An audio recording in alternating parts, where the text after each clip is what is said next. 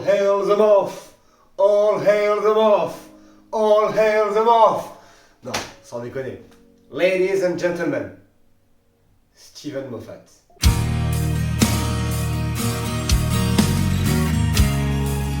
Boum! Salut à tous, ici Aman, bienvenue. On se retrouve aujourd'hui pour parler du nouvel épisode de Doctor Who, Boom! Écrit par Steven Moffat. Et je sais que c'est un titre un petit peu putaclic, mais en même temps ça se défend. Hein. Est-ce qu'on vient pas d'avoir droit au meilleur épisode de Doctor Who depuis Twice Upon a Time en 2017, aka le dernier épisode de Steven Moffat? Et attention, hein, on a eu des bons épisodes depuis l'ère Chibnall à l'escalier, mais il y a quand même quelques pépites hein, qui se posent là dans l'ère Chibnall. Je pense notamment à Demons of the Punjab, l'épisode sur la partition en Inde, It Takes You Away, l'épisode qui démarre en Norvège et qui part dans tout un délire assez creepy de passage vers un univers parallèle. On a aussi The Haunting of Villa Diodati, l'épisode sur Mary Shelley, Frankenstein et le Lone Cyberman. Ces trois épisodes sont excellents. On a également Wild Blue Yonder, le deuxième des Special Tenants, avec Donna quand ils sont dans le vaisseau avec les Things qui les imitent. Donc on a quand même 4 très très bons épisodes hein, depuis Twice Upon a Time en 2017. Mais, je me demande quand même si le petit Boom, il est pas au même niveau qu'eux. Il a un peu tôt pour trancher encore, pour vraiment classer l'épisode par rapport aux autres. De toute façon, ça sert à rien de classer les épisodes là, il suffit juste de profiter.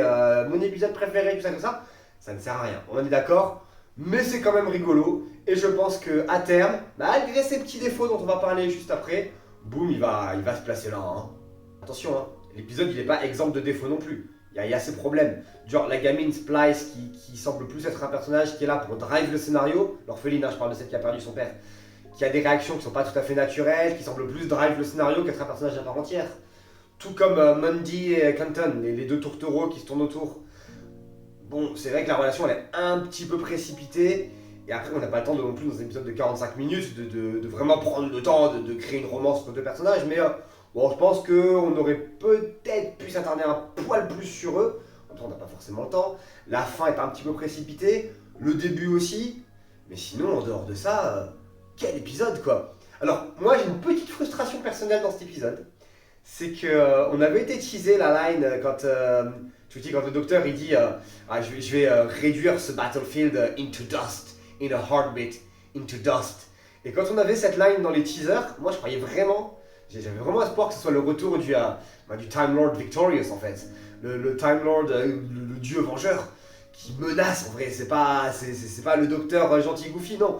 Le dieu, la bête ancienne, la créature cauchemardesque, que peut être le docteur aussi, ce dieu vengeur menaçant, capable de cruauté aussi. Et j'avais vraiment espoir que cet épisode nous amène quelques petites scènes où on voit le docteur vraiment ressortir, refaire surgir en lui cette bête ancienne et terrible et ce Time Lord Victorious qui peut être.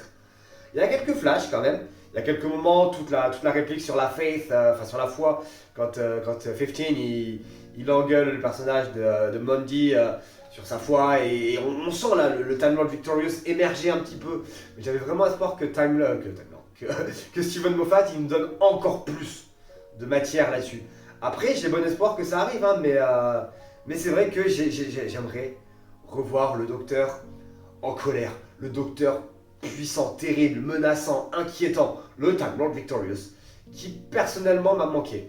On l'a très très peu eu avec Jodie Whittaker, ce Time Lord Victorious. On a vaguement justement dans l'épisode The Haunting of Villa Diodati sur Mary Shelley, on a vaguement la line this team structure is not flat, it's a mountain with me at the summit, qui est l'une des rares moments de Jodie Whittaker où on voit le docteur, la docteur puissante ressortir. Il y a quelques autres scènes, mais c'est vrai que c'est une facette du docteur qui me manque et j'aimerais voir Ncuti l'exploiter un peu plus dans les futurs épisodes. Au-delà de ça, l'épisode en soi, franchement, ouais, boum, quelle petite claque quoi. Le concept, Steven Moffat nous l'avait promis, hein, le docteur posé sur une mine pendant tout un épisode. Et alors c'est rigolo parce qu'il y avait pas mal de teasers qui disaient ouais mais tu vois ça va être un épisode où le docteur il va être très peu présent, un Doctor Light épisode, et ça va être Ruby qui va faire tout. C'est tu parles. Ruby elle a essayé de faire 2-3 trucs et puis elle s'est fait tirer dessus et elle a passé la moitié de l'épisode dans les vagues.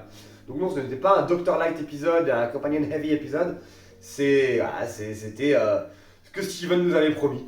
Le docteur posé sur une mine pendant un épisode et Et puis il se fait plaisir avec ses dialogues, quoi. Et puis il déroule son concept jusqu'au bout. Ça, c'est un homme de concept, hein, Steven Moffat. Il est exceptionnel pour ça.